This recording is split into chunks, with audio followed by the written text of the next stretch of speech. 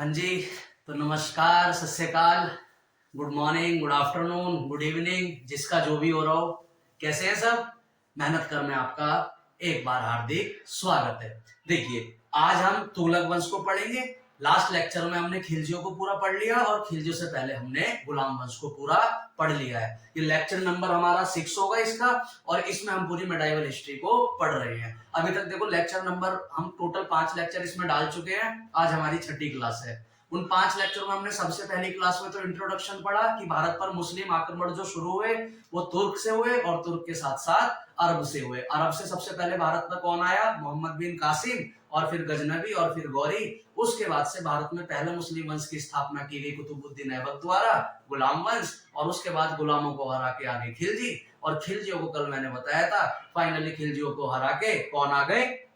तुगलक वंश। और आज हमें तुगलक वंश को अच्छे से पढ़ना है। यहां से क्या कहते हैं, अगर चीजों को समझना है तो पहले पीछे वाले लेक्चर देख के आओ। सारे एग्जाम्स के पॉइंट ऑफ व्यू से वो आपके लिए जरूरी है। और देखो, अब तो यूपी पुलिस के एग्जाम्स की भी डेट आ गई और यहाँ से क्वेश्चंस पूछे जाते हैं। अगर मैं फटाफट से एक बार रिवीजन कराऊं शुरू से, तो सबसे पहले हमने किसको पढ़ा? सबसे पहले देखो, हमने देखा मुस्लिम आक्रमण की पैरवी जो शुरू होती है वो अरब से होती है और तुर्कों से। अरब से आता है मोहम्मद बिन कासिम। मोहम्मद बिन कासिम 712 में सिंध को लूटता है, 713 में मुल्तान को लूटता है। दोनों की एक कंबाइन राजधानी अल मंसूरी बना देता है। वो भारत में जजिया कर लगा के जाता है, लेकिन जजिया कर 5 लोगों से नहीं लिया जाता, बच्चों से, महिलाओं से, बूढ़ों से, ब्राह्मणों से और विकलांगों से। उसके बाद धीरे धीरे वो वंश खत्म हो जाता है। उसकी जगह आते हैं अफगान। अफगान में सबसे पहले आता है भारत पर मोहम्मद गजनवी। गजनवी से पहले इस वंश की स्थापना तो कर देते हैं अल्पतकीन, उसके बाद आते हैं सुबुक्तकीन। लेकिन इस वंश का सबसे चर्चित जो राजा होता है वो आता है मोहम्मद गजनवी। मोहम्मद गजनवी 1998 से 1030 तक गद्दी पर बैठता है, जिस बीच वो 1001 से 1027 के बीच में भारत पर 17 बार आक्रमण करता है। 1025 की उसकी सोमनाथ की लूट सबसे ज्यादा फेमस हो जाती है, लेकिन 1018 में वो कन्नौज को लूटता है। वहां से भी क्वेश्चंस कई बार आते हैं। 1027 में वो अपने आखिरी लड़ाई इनसे लड़ता है, जाट आंदोलनों से, और फिर 1030 में वो मर जाता है। उसी के साथ फिरदौसी नाम के, अलबरूनी नाम के महान इतिहासकार भारत में आते हैं। कई बार पूछ ली जाती है, फिरदौसी की किताब है शाहनामा। कई बार क्वेश्चन पूछा जाता है शाहनामा किताब किसने लिखी? तो फिरदौसी ने लिखी। अच्छा, साथ में अलबरूनी की किताब भी पूछी जाती है। अलबरूनी किताब का नाम है किताबुल हिंद। और ये दोनों महान इतिहासकार किसके साथ भारत में आए थे? मोहम्मद गजनी। और मोहम्मद गजनी को मूर्ति भंजक बोला गया क्योंकि ये भारत आते थे और मूर्तियों को तोड़ते थे। तो मोहम्मद गजनी ने बहुत सारी भारतीय मूर्तियों को तोड़ा, इसलिए उसको मूर्ति भंजक बोला गया है। मूर्ति भंजक मतलब मूर्ति तोड़ने वाला। इतना पढ़ लिया था। फिर हमने देखा इसके बाद तुर्क कबीले से अगर दूसरे चरण में आक्रमण हुआ तो वो गौरी की साइड से हुआ। गौरी पृथ्वीराज चौहान से पहला युद्ध लड़ता है। तराइन का पहला युद्ध 1191 में, उसमें पृथ्वीराज चौहान जीत जाते हैं। लेकिन दूसरे युद्ध में उसके अगले ही साल पृथ्वीराज चौहान से दोबारा लड़ाई होती है मोहम्मद गौरी की, और मोहम्मद गौरी इस बार जयचंद्र की सहायता से उस युद्ध को जीत जाता है। और मोहम्मद गौरी जीत के पृथ्वीराज चौहान को मार देता है, और उसके एक साल आराम करके जस्ट 1194 में दूसरे साल फिर वो जयचंद्र से लड़ता है और जयचंद्र को भी हरा देता है। 1206 में मोहम्मद गौरी की मृत्यु हो जाती है खोखर जातियों से लड़ते हुए, और 1206 में मोहम्मद गौरी का एक गुलाम होता है कुतुबुद्दीन ऐबक, जो भारत में गुलाम वंश की स्थापना कर देता है। फिर हमने पढ़ा कुतुबुद्दीन ऐबक को। कुतुबुद्दीन ऐबक को 3 उपाधि दी गई। सबसे पहले उसको हातिम बोला गया, लाख बख्श बोला गया और कुरान खान बोला गया। भारत में कुतुब मीनार उसने बनवाया अपने गुरु से इंस्पायर होकर। उसके गुरु का नाम था बख्तियार काकी। कुतुब मीनार का उसको आइडिया कहां से आया था? तो अफगानिस्तान की जाम मीनार से इंस्पायर वो हुआ था। भारत में उसने सबसे पहली मस्जिद बनवाई, कुब्बतुल इस्लाम मस्जिद, और अजमेर में उसने 2.5 दिन का झोपड़ा बनवाया। चौगान खेलते हुए उसकी मृत्यु हो गई। फिर कुतुबुद्दीन ऐबक का एक दूसरा गुलाम था जिसका नाम था इल्तुतमिश, जो उसके समय यूपी के बदायूं का सूबेदार था। इल्तुतमिश कुतुबुद्दीन ऐबक के मरने के बाद अगला राजा बनता है। बीच में आराम शाही बनता है, उसको छोड़ो, हम मेन रिवीजन कर रहे हैं अभी। इल्तुतमिश जब गद्दी पर बैठता है तो सबसे पहले वो खिलत की डिग्री लेता है। फिर उसके बाद वो भारत में न्याय व्यवस्था को सुधारने के लिए लाल वस्त्र प्रणाली चालू करता है। 40 दल का निर्माण करता है। भारत में गुंबदों को बनवाता है। गुंबदों के साथ साथ वो मकबरों को भी बनवाना शुरू करता है। उसी के समय जियाउद्दीन माकबरनी पश्चिम से भारत भाग के आता है, क्योंकि वहां पर अटैक कर देता है चंगेज खान। जब ये बात इल्तुतमिश को पता चलती है तो इल्तुतमिश जियाउद्दीन माकबरनी को भी यहाँ से वापस भेज देता है, क्योंकि वो नहीं चाहता कि जियाउद्दीन माकबरनी को मैं शरण दूं और उसके चक्कर में चंगेज खान भारत आए, क्योंकि उस समय दिल्ली सल्तनत अपने पैर पसार ही रही थी। उनके बस की नहीं था कि वो जाके चंगेज खान जैसे इतने वीर योद्धा से लड़ ले, क्योंकि वो तो खुदा का कहर बोला करता था अपने आप को। फिर इल्तुतमिश अपने जीवन काल में ही अगली सुल्तान घोषित करके चला गया था, रजिया सुल्तान को, लेकिन चालीस अदल ने उसे नहीं बैठने दिया। फिर रजिया सुल्तान बैठती है, रजिया सुल्तान का धीरे धीरे प्रेम संबंध बनने लगता है मलिक याकूत से। मलिक याकूत के बाद फिर वो तबर हिंद में जाती है और अल्तुनिया से लड़ती हुई जब देखती है कि मैं हार रही हूँ तो उसको भी ऑफर दे देती है, फिर उससे शादी रचा लेती है, और जब वापस आ रही होती है तो हरियाणा के कैथल में उसकी डाकुओं से मृत्यु करा दी जाती है। उसके बाद लगभग 30-40 साल जो शासन रहता है वो 40 दल के हाथ में रहता है। इस बीच मुबारक शाह आते हैं और फिर आता है नसरुद्दीन महमूद। नसरुद्दीन महमूद के समय एक गुलाम आता है ईरान से जिसका नाम होता है उलुग खान। उलुग खान अपनी बेटी की शादी नसरुद्दीन महमूद से करा देता है और धीरे धीरे अपने पांव पसारने लगता है, एक मजबूत ओहदा ले लेता है। ये बात 40 दल को नहीं आती, 40 दल उसको गद्दी से हटा देते हैं, लेकिन धीरे धीरे वो आर्मी बनाता है और फिर दोबारा आता है, नसरुद्दीन महमूद का भरोसा जीत के फिर दोबारा से अपने पद को ग्रहण कर लेता है। और जब नसरुद्दीन की महमूद की मृत्यु हो जाती है तो उसके बाद गद्दी पर बैठता है बलबन। बलबन बहुत कठोर नियम भारत में करता है, वो रक्त एवं लौह की नीति अपनाता है, 40 दल को बुरी तरह मार काट के रद्द कर देता है, क्योंकि 40 दल ने इन बहुत पीछे से इनका जीना मुश्किल कर रखा था। बलबन की मृत्यु के बाद गुलाम वंश अपने आप डूब जाता है। गुलाम वंश को धीरे धीरे जब 1290 आता है तो गुलाम वंश को पूरी तरह रिप्लेस करके खिलजी आ जाते हैं। खिलजी वंश का संस्थापक जलालुद्दीन खिलजी होता है। ये जनता के हिसाब से शासन करता है, इसलिए उसको उदारवादी बोला जाता है।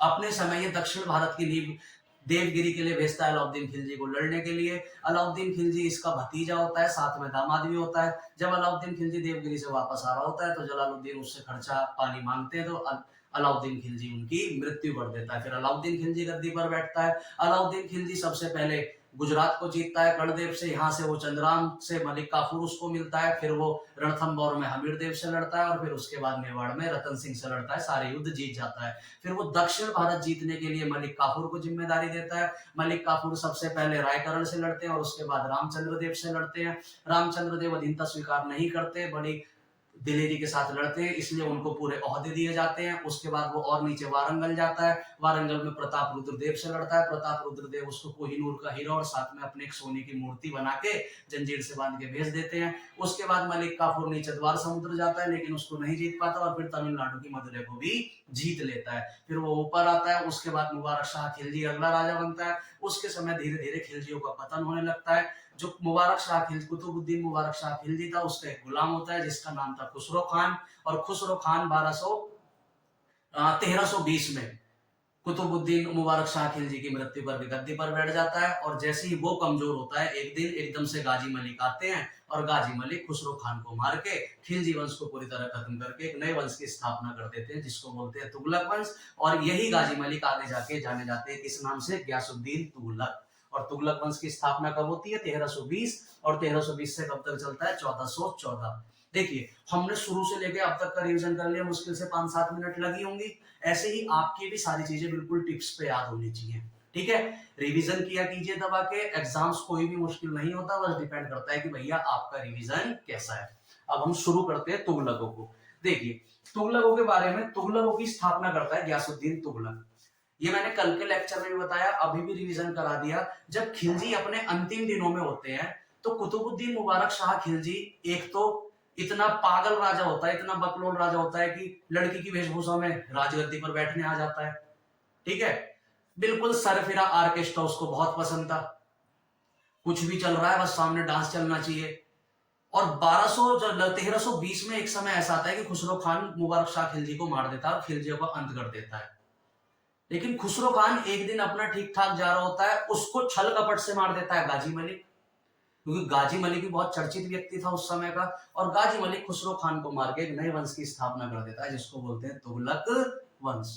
और यही गाजी मलिक आगे जाके किस नाम से जाना जाता है, गयासुद्दीन तुगलक। अब इस गयासुद्दीन तुगलक के बारे में पढ़ना शुरू करते हैं। गयासुद्दीन तुगलक का जो कार्यकाल रहा वो बड़ा छोटा रहा, कुल 4 साल ही ये राजा रह पाया, 1320 से 1324, सिर्फ 4 साल राजा रह पाया। कौन, गयासुद्दीन तुगलक।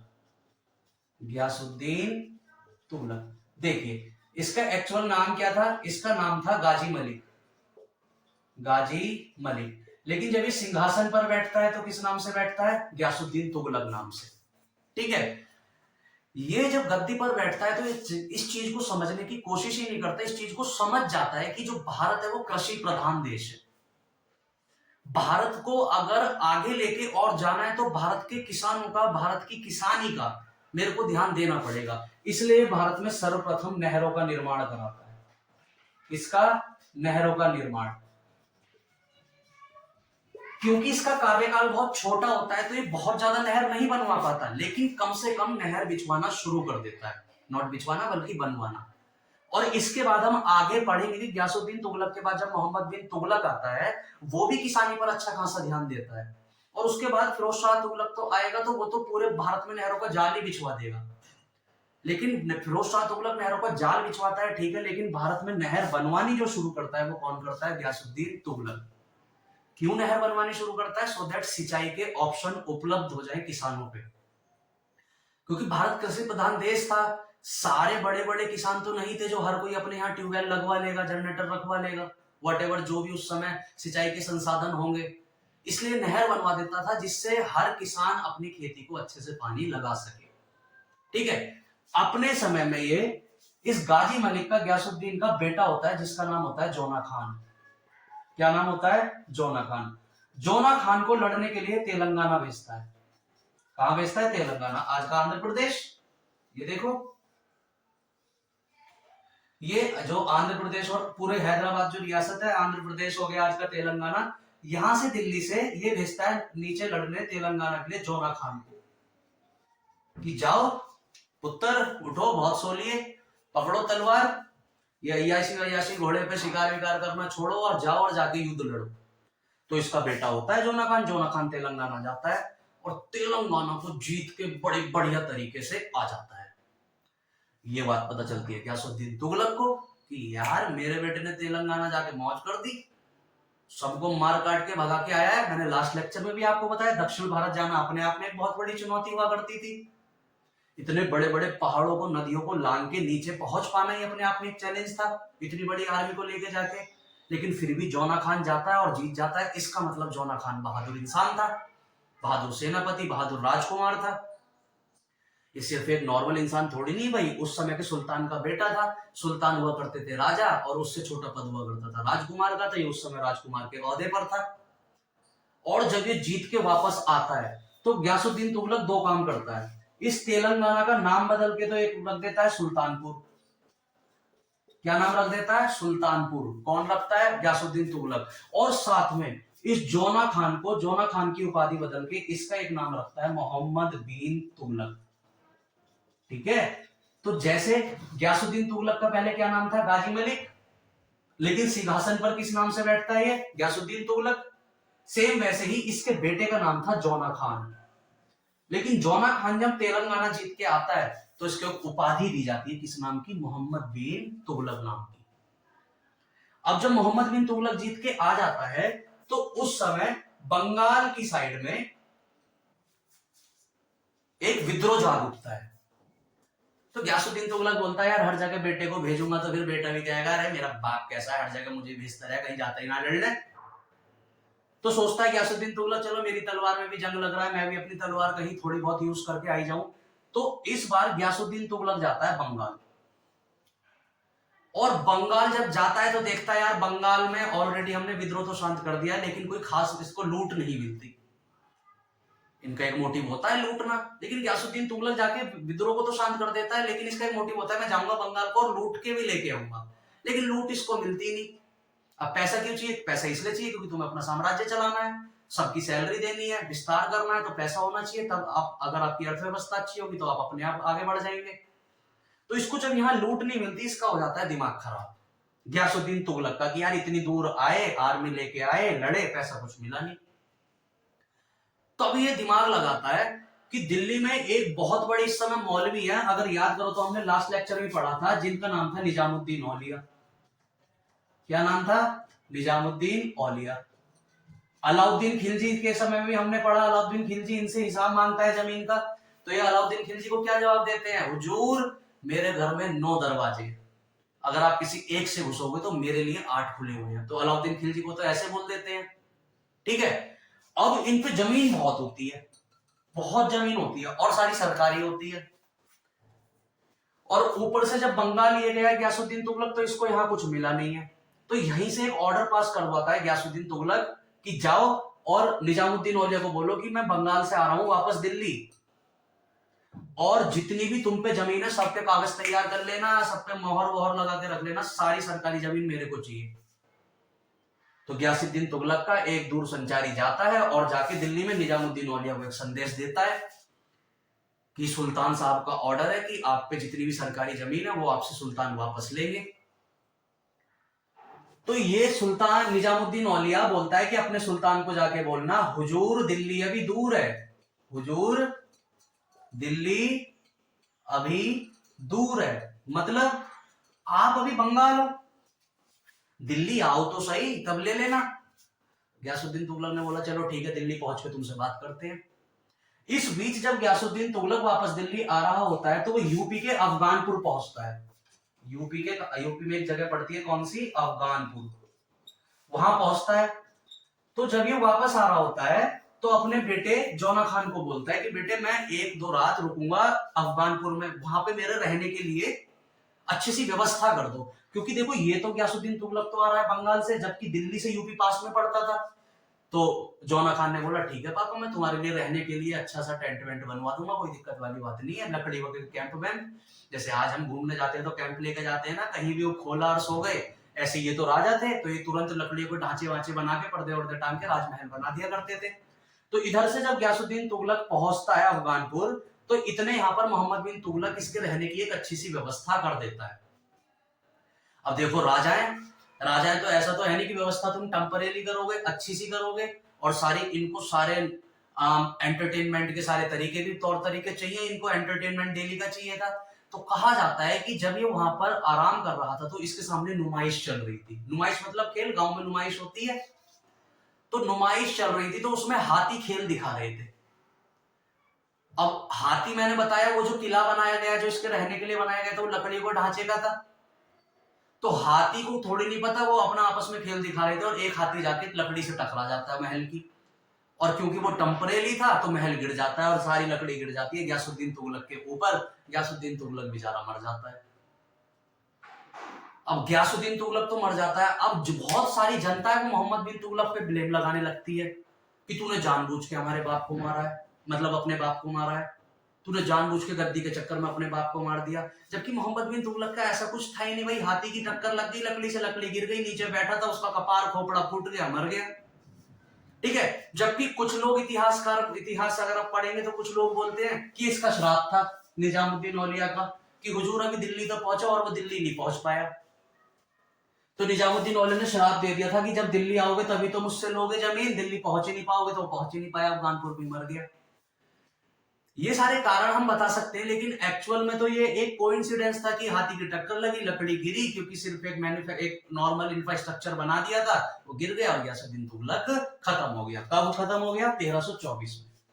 और 1324 में गयासुद्दीन तुगलक के बाद जो अगला राजा गद्दी पर बैठा, वो बैठा मोहम्मद बिन तुगलक, ठीक है। इसके बारे में इतना ही है, सिर्फ इसके बारे में बंगाल की वो याद रखना, ये गया था, और जब इसने हिसाब मांगा था तो निजामुद्दीन औलिया ने इससे क्या बोला था, हुजूर दिल्ली अभी दूर है। अब गद्दी पर बैठता है मोहम्मद बिन तुगलक। मोहम्मद बिन तुगलक, इसका कार्यकाल लंबा होता है 1324 से 1351, 26 और 1 27 साल हो गए, बड़ा लंबा कार्यकाल होता है। अब देखो मोहम्मद बिन तुगलक के बारे में आप समझो, इसका वैसे नाम क्या होता है, अभी हमने लास्ट ही पढ़ा, इसका नाम होता है जौना खान। जौना खान उस समय तक का पूरे इतिहास का सबसे पढ़ा लिखा राजा था, बहुत ही ज्यादा पढ़ा लिखा था, 22 से 23 भाषाओं का ज्ञानी था, भाषाओं का ज्ञानी, आपका ज्ञानी।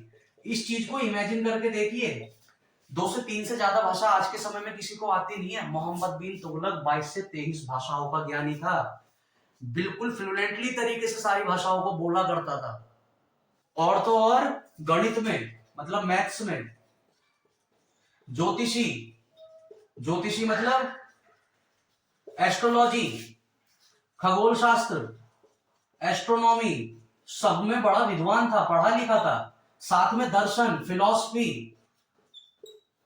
ये सारे सब्जेक्ट्स में बड़ी इसकी पकड़ थी क्योंकि पढ़ा लिखा था। मैथ्स बड़ी अच्छी जानता था और एस्ट्रोलॉजी, एस्ट्रोनॉमी, फिलॉसफी सब बड़े अच्छे से जानता था क्योंकि बहुत पढ़ा लिखा था। ठीक है, और पढ़ा लिखा होने के साथ साथ ये जानता था कि मुझे भारत में कुछ बदलाव करने की जरूरत है। तो इसने कुछ प्रैक्टिकल्स किए, लेकिन पता नहीं इसके साथ किस्मत ही नहीं थी, इसके सारे के सारे प्रैक्टिकल उल्टे ही निकले। मतलब जिसका जो रिजल्ट आना चाहिए था वो एक भी रिजल्ट आया नहीं सारे प्रैक्टिकलों ने। हालांकि ये तो अपनी अच्छी नियत से उन प्रैक्टिकलों को अप्लाई कर रहा था, इसका जो एम था वो अच्छा था कि मैं अपनी सल्तनत को और बड़ा करूं। ये प्रैक्टिकल इसलिए कर रहा था, कुछ उपयोग इसलिए कर रहा था, लेकिन वो इसके सारे प्रैक्टिकल बिल्कुल देश के लिए बेकार साबित हुए। तो उन चीजों को हम समझते हैं। ठीक है, अच्छा साथ में लिख लेना है दर्शन की भी पढ़ाई जानता था और ऊपर से धर्मनिरपेक्ष राजा था। धर्मनिरपेक्ष का मतलब समझते हैं आप, जो किसी भी धर्म में भेदभाव ना करे, सेक्युलर राजा था। और ये कैसे पता चलता है, हमने देखा कि इससे पहले जो अमीर वर्ग के लोग हुआ करते थे वो राजाओं के करीबी हुआ करते थे।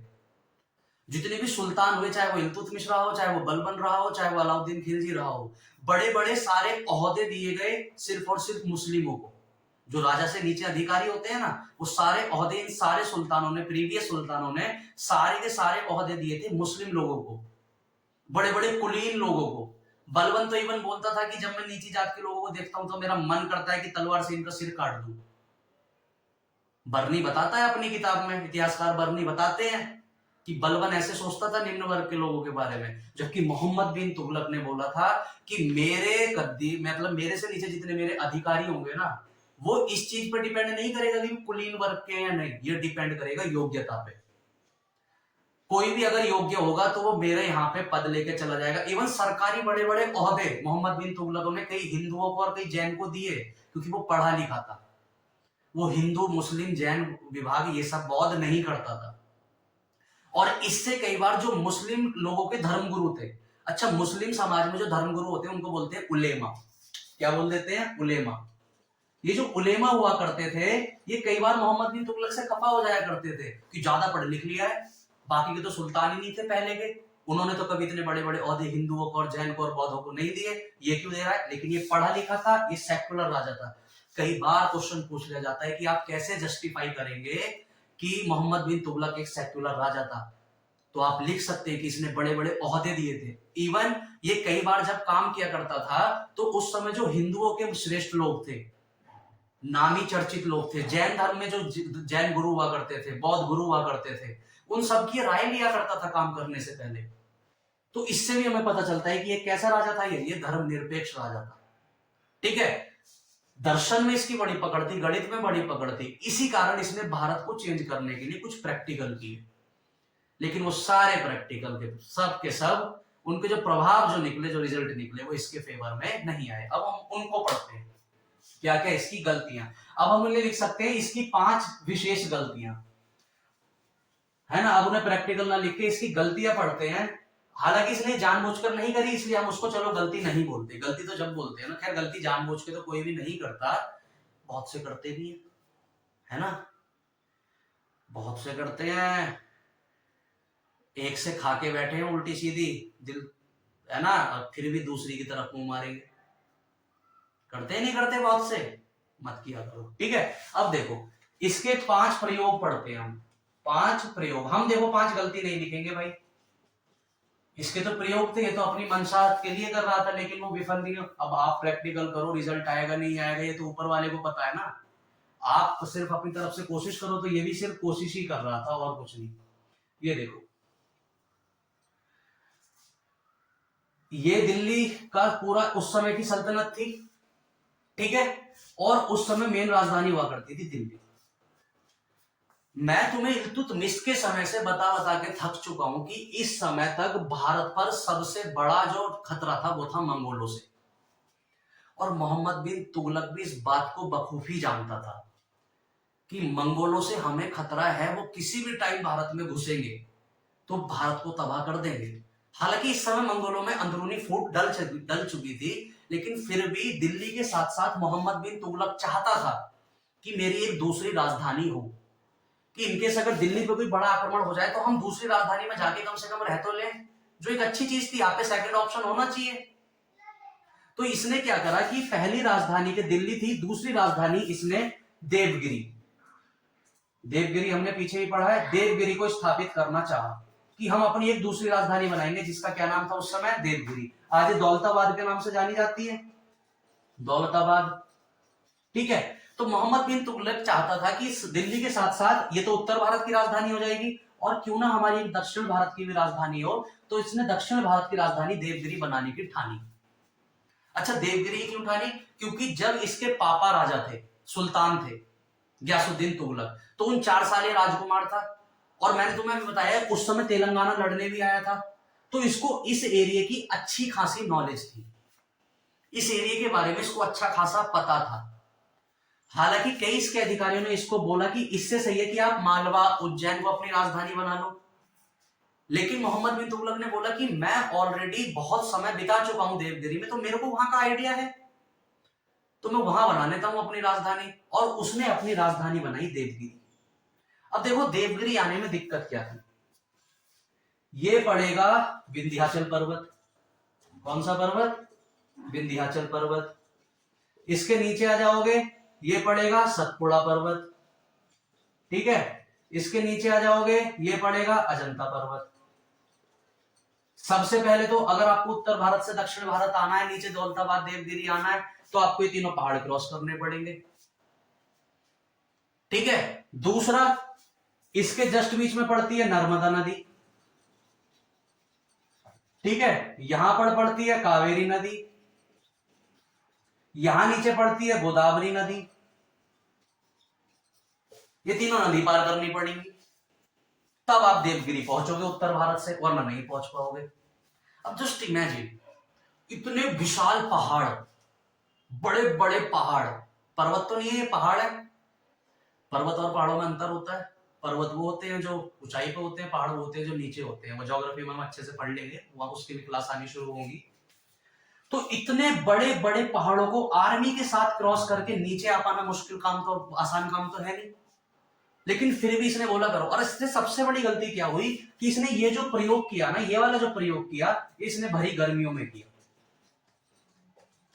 अब देखिए आप गर्मी में इतना वजन लाद के पहाड़ों को क्रॉस करेंगे तो आपकी हालत वैसी खराब हो जाएगी। हो जाएगी नहीं हो जाएगी? बहुत सारे लोगों ने विरोध किया कि हम इतनी गर्मी में नहीं जाएंगे, लेकिन मोहम्मद बिन तुगलक था सुल्तान, उसकी बात माननी पड़ती। तो आया, सबको लेकर चलो चलो चलो, सब चलो सब चलो, सबके साथ आया, यहां पर पहुंच गया जैसे तैसे। अब देखा पीछे तो आधी आर्मी हो गई, आधी लोग बचे। तो मोहम्मद बिन तुगलक कहते रहे बाकी के कहां हैं? तो जो बचे हुए थे उन्होंने बोला साहब इतनी गर्मी में लाओगे, पहाड़ पर चढ़ चढ़ के गर्मी के मारे मर गए प्यासे। कह रहे ले, गलती हो गई। फिर जब वो यहां पे रहा तो बहुत सारे लोग दिल्ली से यहां पे ऐसे आए थे जो अपने परिवारों को छोड़ के आए थे। किसी की नई नई शादी हुई होगी, किसी की बीवी कह रही थी लो एकदम भाग गए तुम, हैं? किसी का बच्चा बीमार, किसी की माँ बीमार, किसी की बुढ़िया बीमार, किसी का बाप बीमार, किसी का भैया बीमार, किसी की बकरी भाग गई, किसी का कुछ भाग गया। लेकिन सबको मजबूरी में सुल्तान के ऑर्डर पे दिल्ली से कहां आना पड़ा? देवगिरी। तो यहां आके उन्होंने असंतोष की भावना दिखाई कि हम खुश नहीं है। अब यार मोहम्मद बिन तुगलक ने बोला कि यार हम यहाँ पे तो आ गए हैं, आधी जनता मेरी मर गई, यहाँ खुश नहीं है तो वापस चलो। लो, आधी सेना तो इसने लाते हुए मार ली और बोल दिया आधा वापस चलो, वापस जाते हो बाकी के मर गए। तो इसने तो सिर्फ दौलताबाद राजधानी इसलिए बनाई थी ना कि 2 राजधानी हो, एक उत्तर भारत की, एक दक्षिण भारत की। हालांकि इसी बेबुद्धि वाली बात हो गई, मेंटलो वाली बात हो गई, लेकिन इसका सोचना भी ठीक था। जब ये दक्षिण भारत आया तब इसको समझा कि मैं यहां से बैठ के दिल्ली को कंट्रोल नहीं कर सकता। अब जैसे ये दक्षिण भारत आ गया, उत्तर भारत खाली हो गया, अब यहां से कोई भी घुस के अटैक कर सकता था। इसको समझ आ गया कि मेरे को दोबारा उत्तर भारत जाना पड़ेगा, क्योंकि मैं देवगिरी बैठ के दिल्ली पर शासन नहीं कर सकता, दिल्ली को नियंत्रित नहीं कर सकता, इसलिए दोबारा चला गया यहाँ। इस चक्कर में इसने अपनी आधी से ज्यादा आर्मी मार दी गर्मी में चढ़ाई करवा के। खुद तो बैठ के हाथी के ऊपर और मस्त पंखों की हवा में जा रहा है, नॉर्मल सैनिक भी तो चल रहे हैं धूप में, उनका तो सोच कुछ। तो सबसे पहले इसकी गलती क्या रही कि राजधानी देवगिरी ले जाना। पहली गलती क्या रही कि राजधानी को कहां ले गया? ये देवगिरी। ये प्रैक्टिकल इसका बड़ा बेकार रहा कि देवगिरी तेरे को भैया राजधानी लेके ही नहीं जानी चाहिए थी। ठीक है, अब दूसरा प्रैक्टिकल देखो इसका। इसने क्या करा, इसके समय की बात है कि पूरे संपूर्ण भारत में ही नहीं, पूरे विश्व में चांदी की बड़ी कमजोर, मतलब चांदी की वैल्यू घटी, नॉट वैल्यू मतलब कमी हो गई, चांदी की एकदम से वैल्यू मतलब कमी होगी। रीजन क्या था कि इससे पहले सोना चांदी इतना बढ़ चुका था कि इस समय तक आते आते चांदी की कमी होने लगी। और इससे पहले जितना भी लेन देन हुआ करता था वो सोना चांदी गेहूं दाल दे दिए, चावल दे दिए, ये दे दिया वो दे दिया, इससे पहले करेंसी का कोई कंसेप्ट नहीं आया था कि अगर मेरे को आज से तुझसे कोई सामान लेना, जैसे आज हम कई दुकान पे जाते हैं तो हम करेंसी देते हैं, पैसे देते हैं, पैसे के बदले सामान लेते हैं। लेकिन गांवों में आप जाएंगे तो आज देखेंगे, आज भी एक मग्गाऊ से या एक डिब्बा भर के गेहूं दे दिए, 2 आइसक्रीम ले ली। तो गांव में आज भी अनाज से चीजें खरीदी जाती हैं, बहुत कम। लेकिन इसके समय सिर्फ अनाज से ही चीजें खरीदी जाती थी, करेंसी से बहुत कम चीजें खरीदी जाती थी। ठीक है, और चांदी का पड़ गया बहुत टोटका। और उस समय मेजरली जो सिक्के हुआ करते थे वो सोने के, चांदी के, कण के, पंचमार्क के, इनकी हुआ करते थे। तो इसने देखा जब चांदी की कमी बहुत ज्यादा पड़ गई है तो इसने एक नई मुद्रा चलाई, एक नई करेंसी चलाई, और वो करेंसी थी तांबे का सिक्का। इस बार इसने चांदी और सोने का इस्तेमाल ना करके सिक्का बनाने में किसका यूज किया, तांबे का, कॉपर का। ठीक है, और इससे पहले मोहम्मद बिन तुगलक के ये प्रैक्टिकल करने से पहले वेस्ट साइड में मंगोल कर चुके थे, उनकी अच्छी खासी करेंसी चल रही थी। ऊपर चाइना कर चुका था ये काम करेंसी को क्या कहते हैं लॉन्च करके, तो उनकी भी बढ़िया चल रही थी। तो मोहम्मद बिन तुगलक ने चांदी की कमी को पूरा करने के लिए भारत में तांबे के सिक्के चलवाए। लेकिन तुम जानते हो जो भारत के लोग हैं ना, पक्के जुगाड़ी है। भारत के लोगों ने 5-7 बार देखा, रे सिक्का कैसा है, इतना गोल है, इतना बड़ा है, ऐसी मोहर है, ली हथौड़ी, छैनी, पिलास, तांबा लाया और खुद उससे सिक्के बना लिए। और बाजार में इतने नकली सिक्के आ गए, इतने नकली सिक्के आ गए कि मोहम्मद बिन तुगलक परेशान हो गया कि इतने सिक्के तो हम बना भी नहीं रहे, बाजार में इतने सिक्के कैसे घूम रहे हैं। और वो घूम कैसे रहे थे, तुम भारत में लोहार को जानते हो ना, 2 बार अलमारी देखेगा, तीसरी बार वैसी अलमारी बना के खड़ा कर देगा। भारत है, टैलेंट की कमी थोड़ी ना है कुछ, डुप्लीकेट कॉपी भारत से बनवानी सीखो। और उन्होंने इतनी नकली मुद्रा, इतनी जाली मुद्रा छापी, इतनी गरीब से गरीब भी लुहार होगा, ले भैया बना 50-60 सिक्के, और चल आज तुझे फिल्म दिखा के लाऊं, आज तुझे समोसे खिला के लाऊं, आज जलेबी। वो लोग जो चटनी से रोटी ना खा रहे थे मोहम्मद बिन तुगलक के समय, वो जलेबी खा रहे थे रात को। बताओ कैसे, क्योंकि लुहार से जाके बात कर ली, लुहार ले था और सिक्के छाप दे था। तो वो सिक्के ऐसे थे, वो मोहर इतनी कैजुअल थी कि उसको कोई भी बना सकता था। तो इसमें अकलमंद में इतनी तो तमीज होनी चाहिए कि जब तू मुद्रा बना रहा है तो कम से कम ऐसी तो बना कि कोई बना ना पाए। आज सरकार इतने तौर तरीके से मुद्राएं बनाती है, तब उसकी नकली कॉपी बन जाती है। इसने बिल्कुल गोल सिक्का बना दिया, वह गोल कोई भी लुहार कर देगा। तो दूसरी इसकी क्या गलती हुई, दूसरी इसकी गलती हुई कि इसने नई सिक्का तो चलाया, लेकिन ऐसा चला दिया जो लोग अपने आप घर में बनाने लगे। ठीक है, फिर इसने देखा कि भाई नकली मुद्रा बहुत हो गई है, ऐसे तो मामला खराब हो जाएगा, इसको घाटा लगने लगा, क्योंकि सब अपनी तरफ से सिक्के बनाते थे और जाके सामान खरीद के ले आते थे। तब इसने सारे जो मुद्रा थी, जो ये करेंसी थी, इसको बंद करवाया। और बंद करवाने के बाद भाई करेंसी तो दूसरी बनानी पड़ेगी, क्योंकि उस समय करेंसी का होना बहुत जरूरी था, क्योंकि अनाज से तुम कब तक चीजें खरीदोगे। तब इसने दोबारा थोड़ी चांदी ली, चांदी कम हो गई थी, इसका मतलब ये तो है नहीं कि बिल्कुल ही टोटा पड़ गया था। और चांदी के साथ इसने अन्य धातुएं मिलवाई, बाकी के मेटल्स मिलवाए, और तब सिक्के बनवाए। और इस बार इसने सिक्कों पर मोहर लगवाई, राजशाही मोहर, तब जाके काम इसका चल पाया।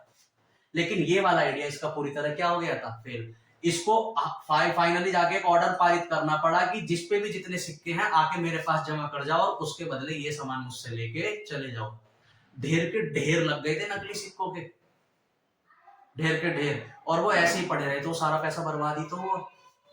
तो दूसरी इसकी जो गलती थी वो थी सांकेतिक मुद्रा। ऐसी मुद्रा, ऐसी करेंसी बना देना जिसको किसी ने भी बना दिया। समझ रहे हो, देखो कितने बढ़िया बढ़िया काम। तीसरा देखो, तीसरी इसकी जो गलती थी वो दोआब पर टैक्स, दोआब पर टैक्स। देखो आब क्या होता है, सबसे पहले आब को समझो। 2 नदियों के बीच के एरिया को आब बोलते हैं। ठीक है, तो जैसे गंगा और यमुना के बीच की जितनी भी जमीन है ना, उसको बोल देंगे दो आब, क्योंकि दो नदियां तो दो, और आब मतलब नदी के बीच का क्षेत्र। जैसे पंजाब, पंजाब में 5 नदियां हैं, झेलम, रावी, सतलज, ब्यास, चेनाब, ये 5 नदियां हैं। पांचों नदियां पंजाब से होकर निकलती हैं। अब बहुत बोलेंगे सिंधु नदी, अबे सिंधु नदी मेन रिवर है, बाकी ट्रिब्यूटरी नदी कौन कौन सी हो गई है, चेनाब, सतलज, रावी, ब्यास, ये सारी जो नदियां हैं वो पंजाब से होकर निकलती है, क्योंकि पंजाब से 5 नदियां होकर निकलती है, इसलिए उसको बोला गया पंजाब। पंज मतलब 5 और आब मतलब नदियों के बीच का एरिया। ऐसे ही जो यूपी वाला एरिया है ना, पूरा गंगावादी वाला एरिया जो गंगा और यमुना के बीच में आता है, उसको बोलते हैं हम दोआब। अब एक बात बताइए, दो नदियों के बीच की जो जमीन होगी जहां पर लोग रह रहे होंगे, वो कितनी उपजाऊ होगी? क्योंकि नदी का पानी बहुत ही ज्यादा मिनरल रिच होता है, क्योंकि वो पहाड़ों पे से आता है, पत्थरों को कोट कोट के बकोट बकोट के लेके आता है, सारे जंगलों वंगलों खेतों में घूम घाम के आता है पानी, तो सारे सॉल्ट वगैरह को वो अपने साथ लेके आता है, जो फसल के लिए अच्छा होता है। इसलिए नदियों के आसपास की जो जमीन होती है बहुत उपजाऊ होती है। सिर्फ ये नहीं कि पानी है, पानी में उसमें बहुत सारे मिनरल्स होते हैं, तो इसलिए जनरली नदी के आसपास की जो जमीन होती है बहुत उपजाऊ होती है। अब ये चाचा क्या करते हैं, मोहम्मद बिन तुगलक साहब, किसी से बिना राय लिए, किसी से बिना राय लिए, जो ये दोआब वाला एरिया है, जो इलाहाबाद वाला पूरा एरिया होता है, दिल्ली से लेके इलाहाबाद वाला गंगा यमुना के बीच वाला जो एरिया होता है, उस पर टैक्स लगा देते हैं।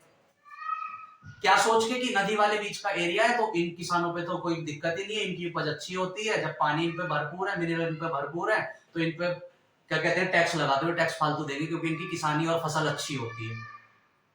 अब इसने किसी से राय ली नहीं। अब उस समय उस वाले एरिया पर पड़ रखा था अकाल। अकाल समझते हैं आप? भुखमरी, फसल का नष्ट हो जाना। कई तरीके हो सकते हैं, बाढ़ आ गई, बाढ़ आने से आपकी फसल नष्ट हो गई, तो क्या पड़ गया, अकाल। या बीज अच्छा नहीं हुआ, खेती अच्छी नहीं हुई, बारिश अच्छी नहीं हुई, कुछ भी रीजन हो सकता है, अकाल पड़ गया। भुखमरी, भुखमरी पड़ी हुई थी इस वाले क्षेत्र में पिछले 5-6 साल से। कितने साल से? 5-6 साल से। 5-6 साल अगर किसानों की खेती नहीं होगी तो सोचिए किस कंडीशन से गुजरेंगे। उनपे खाने तक के लिए पैसा होगा नहीं, और इसने पागल ने उनपे टैक्स और बढ़ा दिया। जब इसने उस एरिया पर टैक्स बढ़ा दिया तो उस एरिया के जितने भी लोग थे वो तो ऑलरेडी पिछले 5-6 सालों की क्या कहते हैं अकाल से परेशान थे, और ऊपर से इसके टैक्स के कारण उन्होंने विरोध कर दिया। तो विरोध करते तो इसको पता चला कि विरोध क्यों हो रहा है, तो अब इसको बताया गया कि साहब आपने जहां का टैक्स बढ़ा दिया वहां पे तो ऑलरेडी 5-6 साल से अकाल पड़ा था, और तुम टैक्स बढ़ा के भेज गए। कह रहा अरे यार गलती होगी, चलो वापस लो वापस, मैं टैक्स नहीं बढ़ा रहा। तो तीसरी इसकी गलती की थी, उस एरिया का टैक्स बढ़ाने की कोशिश कर रहा था जहां पे ऑलरेडी अकाल पड़ा हुआ था। समझे? तो तीसरी इसकी गलती ये, ठीक है। अब देखो चौथी, एक और, मोहम्मद बिन तुगलक जब दौलताबाद से वापस आया तो हम जानते हैं कि इल्तुतमिश और इसके क्या कहते हैं अलाउद्दीन खिलजी के समय तक जो मंगोल थे वो पंजाब तक घुस चुके थे, और घुसे नहीं, पंजाब पे कब्जा भी कर लिया था। तो मोहम्मद बिन तुगलक जानता था कि इन मंगोलों को मारना बड़ा जरूरी है, और उस समय मंगोलों में आपसी फूट डल गई, मंगोल आपस में लड़ने लगे, और मोहम्मद बिन तुगलक पे इससे अच्छा मौका नहीं था। तो ये जाता है पंजाब, और पंजाब में मंगोलों को घसीट देता है बुरी तरह। और पंजाब ही नहीं, पंजाब से लेकर पूरा सिंध, पेशावर और अफगानिस्तान तक के एरिया को जीत लेता है, कंधार, काबुल तक का एरिया। जैसे अगर आप नक्शे से समझें तो ये देखिए, ये भारत है, ठीक है, ये जस्ट ये दिल्ली से पंजाब जीता, पंजाब से फिर ये सिंध जीत लिया, सिंध से पूरा पेशावर और लाहौर जीत लिया, और फिर कंधार और अफगानिस्तान पूरा जीत लिया। यहां तक के एरिया को मोहम्मद बिन तुगलक जीत लेता है, और पूरे की पूरी तरह मंगोलों को खदेड़ देता है, क्योंकि मंगोल इस समय कमजोर पड़ गए थे मोहम्मद बिन तुगलक के समय। जब ये मंगोलों को खदेड़ देता है तो इसमें थोड़ा सा कॉन्फिडेंट आता है कि ले भाई, मैंने तो मंगोलों को मार दिया जो पिछले 100 साल से हमारे लिए सिरदर्दी बने हुए थे, गुलामों के लिए और क्या कहते हैं वो खिलजियों के लिए, और मैंने उन्हें मार दिया। अब ये आगे प्लान बनाता है क्या, कि इराक को जीता जाए, क्योंकि इससे इधर इराक आता है, और ईरान को उस समय बोलते थे खुरासान। ईरान का उस समय क्या नाम हुआ करता था, खुरासान। अगर आप वर्ल्ड मैप देखेंगे तो भारत से इधर पाकिस्तान है, ये भी इधर तक, फिर अफगानिस्तान है, फिर इराक है, और ईरान है, और ईरान को उस समय बोला जाता था खुरासान। और खुरासान तक उस समय फूट पड़ी हुई थी। तो मोहम्मद बिन तुगलक ने सोचा क्यों ना इस फूट का फायदा उठा के भारत के क्षेत्र को खुरासान तक मिलाया जाए। तो ये क्या करता है ना, खुरासान पर आक्रमण की, खुरासान पर आक्रमण के लिए प्लान बनाता है, आक्रमण की नीति बनाता है कि क्यों, जब हमने मंगोलों को ही खदेड़ दिया है, खुरासान में भी आपसी विवाद चल रहे हैं, तो एक बहुत बड़ी आर्मी बनाता है और उनको बोलता है कि तुम्हें खुरासान जाके लड़ना है, खुरासान तक के एरिया को भारत में मिला लेना है। अब सुल्तान का ऑर्डर है तो आर्मी को तो मानना पड़ेगा। अब ये करता क्या है, बहुत बड़ी आर्मी, 1 लाख लोगों की आर्मी को खड़ा कर देता है, बिल्कुल उन्हें ड्रेस व्रेस पहरा के, चश्मा पहरा के, हाथ में भाला तलवार देके, घोड़े हाथी सब देके, और जितनी भी आर्मी को लड़ने जाना है खुरासान, सबको 1 साल का एडवांस वेतन दे देता है, एडवांस सैलरी, कि तुम्हें दिन रात ऐसे खड़े रहना है और जैसे ही मैं बोलूं कि जाओ खुरासान को जाके मारो, तुम्हें तुरंत भाग जाना है और मारना है खुरासान को जाके। अब वो भी मना नहीं कर सकते क्योंकि उन्हें एक साल की एडवांस सैलरी मिल गई थी। अब देखो भैया, 1 साल की भले उन्हें एडवांस सैलरी मिल गई हो और तुमने 1 साल से उन्हें खड़ा कर रखा है तलवार लेके, किसी की बीवी घुसियारी हुई कि चौटा 1 साल से आई ना रहा, कहां जाके मर गया पता नहीं, किसी का बच्चा रो रहा है, किसी की बुढ़िया रो रही है, इधर आर्मी का भी दिमाग खराब हो गया कि 1 साल से तलवार हाथ में दे रखी है, ऑर्डर दे दिया जाके लड़ो, ठीक है। अब ये अकलमंद करता क्या है, खुरासान जाता है और जो खुरासान का शासक होता है, जो कंट्रोलर होता है, उससे जाके समझौता करके आ जाता है। क्या करके आ जाता है, समझौता। अब इससे बड़ा कोई अकलमंद है? 1 साल से आर्मी को तैयार कर दिया है कि तुम्हें जाके ईरान पर अटैक करना है, आर्मी को 1 साल का पैसा फालतू दे दिया है, और जिसके लिए तैयार कर रहा है उससे जाके दोस्ती करी आया, है ना। अब ये डर रहा है मोहम्मद बिन तुगलक की, अगर मैं अपनी आर्मी को बताऊंगा कि अब तुम्हें लड़ने की जरूरत नहीं है, मैंने खुरासान से जाके दोस्ती कर ली है, तो आर्मी में से एक आध सर फिर मोहम्मद बिन तुगलक को मार देता कि दूसरे तू पागल समझ रहा है, मैं 1 साल से मैं बांध कर रख रखा है यहाँ पे। तो इसने क्या बोला उनको, जितने भी वो 1 लाख सैनिक को जो इसने तैयार किया था ना कि तुम्हें जाके खुरासान लड़ना है, उन्हें जाके भेज दिया हिमालय पे। लो कहां भेज दिया ना, हिमालय पे। क्या कह के कि हिमालय पे तुम्हें एक मुहिम चलानी है, हिमालय पे जाके लड़ना है। इतिहासकार बताते हैं कि हिमालय पे भेजने का कारण था कि इधर से अटैक भारत पर ना हो। अबे इधर से कैसे अटैक हो जाएगा, हिमालय से अटैक कैसे हो जाएगा भारत पे?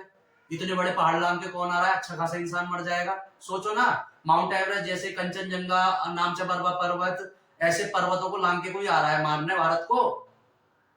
इतिहासकार रीजन देते हैं कि इसने बाद में सारी आर्मी को हिमालय पे इसलिए भेजा सो दैट ऊपर से आक्रमण ना हो जाए। एक्चुअल में पता है रीजन क्या था भेजने का? हिमालय में ठंड इतनी पड़ती थी कि दूसरे ठंड से मर जाते सारे के सारे सैनिक, ठंड से मर जाते सारे के सारे सैनिक, और इसको अपनी जान की क्या पड़ रही थी, परवाह। क्योंकि इनमें से अगर एक आध का भी दिमाग खराब होता, मान के चलो उधर से बहू गरी आती कि तू 1 साल से कर क्या रहा है वहां खड़ा होकर तलवार लेकर, जब लड़ने में जा रहा मेरे पास है। इधर सुल्तान नहीं मानता तो वो दोनों साइड से फंस के किसको मार देता, सुल्तान को। तो सुल्तान को डर था, इसलिए उसने अपनी सारी आर्मी कहां भेज दी, हिमालय।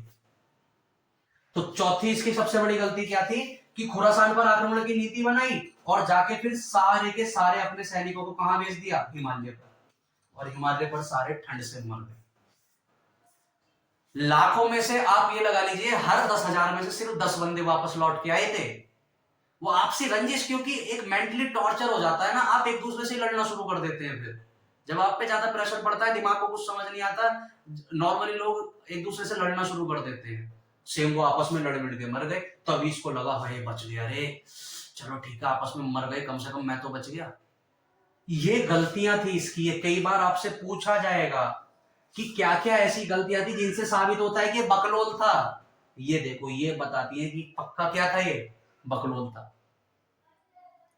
समझे? तो मोहम्मद बिन तुगलक के बारे में इन चीजों को अच्छे से याद रखना। देखो, इतना ज्यादा पढ़ा लिखा लेकिन उससे ज्यादा बकलोल। ऐसे डिसीजन कौन लेगा? मैं कह रहा हूं भारत में जो छपरी घूमते रहे ना पैंट ऊपर करके, ये भी ना लेगा ऐसे डिसीजन। देखो होगा ना, शर्ट के बटन यहां तक के खुले हुए, पैंट पूरी बैलून ऊपर चढ़ा रखी, चूड़ी वाली पैंट पहन के, नीचे काले कलर की जूती, तेरे नाम की मांग, दांत बिल्कुल लाल, दिलवा खा खा के रहते हैं ना ऐसे, जो खड़े रहे कोके वोके पे, और शक्ल बिल्कुल काले तेल जैसी, बिल्कुल मतलब काला तेल भी जो है ना डर जाएगा उनके आगे, उन्हें गद्दी पे बिठा दोगे वो भी ऐसे डिसीजन न ले जैसे ये नेताजी ले रहे थे। तो तेरे इतने पढ़े लिखे होने का फायदा क्या था, हमें ये बता दे। ये इसकी गलतियां थी। ये बोलता है कि ये मेरे प्रयोग थे, मेरे एक्सपेरिमेंट थे, मेरे प्रैक्टिकल थे। ये एक्सपेरिमेंट ऐसे कौन करता है भाई कि अपनी ऐसी मरवा ली। ठीक है, तो ये याद रखना। ठीक है, हो जाएंगे याद। अब देखो और तो और इधर देखो, इसी के समय 1333 में देखो, अफ्रीका एक कॉन्टिनेंट है, अफ्रीका का एक देश है मोरक्को। किस नाम का? मोरक्को।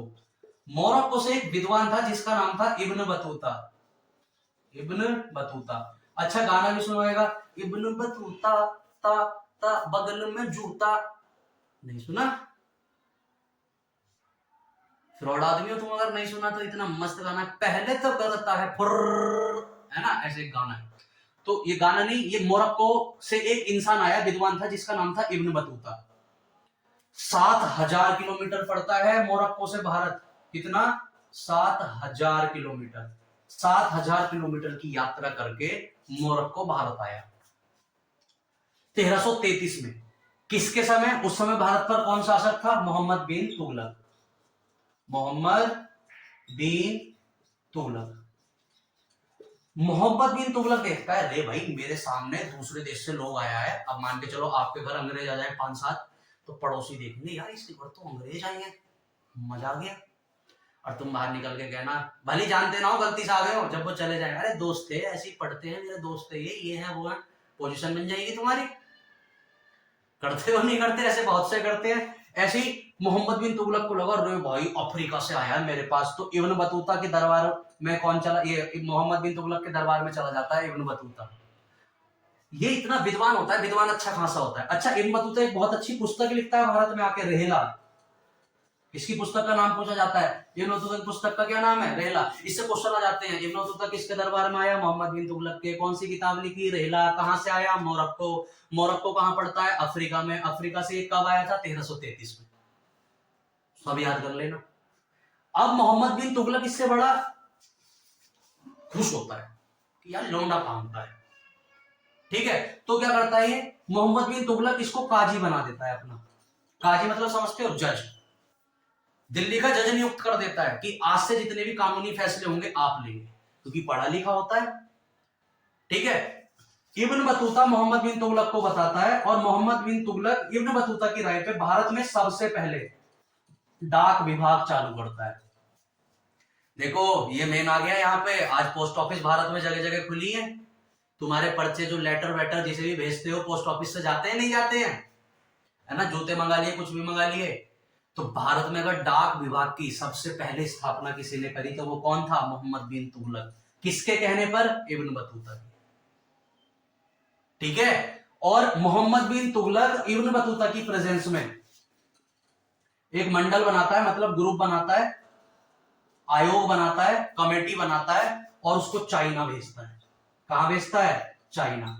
और ये मंडल क्या होते हैं? एक तरीके से दूत, राजदूत, एम्बेसडर। आज भी आपने देखा होगा जो यूपीएससी से आईएफएस क्लियर करते हैं वो भारत के एम्बेसडर बनके बाकी देशों में अपनी सर्विसेज देते हैं। वैसे ही सबसे पहले अगर दूत सुल्तानों में किसी ने भेजे तो वो था मोहम्मद बिन तुगलक। कहां भेजे थे दूत? अपने चाइना में। ठीक है, लेकिन इसके समय देखो हुआ क्या, जब ये उत्तर भारत में इतना व्यस्त हो गया और ऊपर से इसके ये उल्टे सीधे प्रैक्टिकलों के कारण इसके नेम एंड फेम पे आंच आई, तो दक्षिण भारत में कौतूहल मचना शुरू हुआ। और दक्षिण भारत में दो इतने बड़े बड़े साम्राज्य पनपे जिन्होंने अपने आप को दिल्ली सल्तनत से अलग कर लिया। ठीक है, एक था बहमनी वंश। बहमनी वंश ने पूरे को अपने से दिल्ली सल्तनत से अलग कर लिया। और एक था विजयनगर। ये पूरा साम्राज्य किसमें बदल गया? विजयनगर। तो मोहम्मद बिन तुगलक के समय नो डाउट भारत का मतलब दिल्ली सल्तनत सबसे ज्यादा फैली, लेकिन मोहम्मद तुगलक के समय ही दिल्ली सल्तनत का बहुत जल्दी विघटन भी हुआ। ठीक है, अगर तरक्की दिल्ली सल्तनत ने मोहम्मद बिन तुगलक के समय करी तो मोहम्मद बिन तुगलक के समय ही दक्षिण भारत से स्वतंत्र राज्य होने लगे। बहमनी साम्राज्य की स्थापना करी थी हसन गंगू ने, इनके बारे में हम पढ़ेंगे। हसन गंगू ने और विजयनगर की स्थापना करी थी हरिहर एवं बुक्का। हरिहर एवं बुक्का। अगर आपने थोड़ा सा भी इतिहास पढ़ा हो तो सुना होगा नाम विद्यारण्य का। विद्यारण्य इनके गुरु थे, हरिहर एवं बुक्का के। ठीक है, तो ये याद रखना, मोहम्मद बिन तुगलक के समय दक्षिण भारत से बहमनी वंश टूट के अलग हो गया और विजयनगर वंश टूट के अलग हो गया। बहमनी वंश को अलग करने वाला कौन था? हसन गंगू। विजयनगर को अलग करने वाला कौन था? हरिहर एवं बुक्का। ठीक है, तो मोहम्मद बिन तुगलक के बारे में समझे। फाइनली जब ये अपने अंतिम दिनों में आ गया था, इसका कार्यकाल कब रहा? 1324 से 1351। जब ये अपने अंतिम दिनों में आ गया था ना, तो जनता इससे परेशान हो चुकी थी। जनता ये सोचती थी मर मरा के अलग हटे, दूसरे ने जीना मुश्किल कर दिया हमारा। और जब ये मरता है तो इतिहासकार भी किताब में लिखते हैं, आप कोई भी किताब पढ़ना मोहम्मद बिन तुगलक के बारे में, एंड में लिखा होता है इसकी मृत्यु के बाद कि जनता ने एक लाइन बोली कि जनता को उसके सुल्तान से और सुल्तान को उसकी जनता से छुटकारा मिल गया। क्योंकि मोहम्मद बिन तुगलक भी परेशान हो चुका था यार जनता से, क्योंकि उसने इतने प्रैक्टिकल किए, सारे के सारे उसके प्रैक्टिकल विफल हो गए। जनता उसे गरियाती थी, कोसती थी, तो वो भी चाहता था कि अब फटाफट मेरी फाइल निपटे। और फाइनली 1351 में मोहम्मद बिन तुगलक की क्या हो जाती है? मृत्यु। और इसकी मृत्यु के बाद अगला राजा जो बनता है वो इसका चाचा का बेटा होता है। कौन? फिरोज शाह तुगलक। अब फिरोज शाह तुगलक के बारे में अगले लेक्चर में हम पढ़ लेंगे। तो समझ आया? समझ लेना। देखो सारे एग्जाम्स बिल्कुल सर पे हैं, तो अच्छे से इसको पढ़ लेना, लिख लेना। सारे एग्जाम्स में आपको मजा आएगा। स्टेट पीसीएसबी से ज्यादा आपसे नहीं पूछ सकता इनके बारे में। ठीक है, और कुछ पूछेगा ही नहीं, मैंने इनके बारे में सब कवर कर दिया। तो होपफुली आपको समझ आया होगा। चलिए पढ़ते रहिए।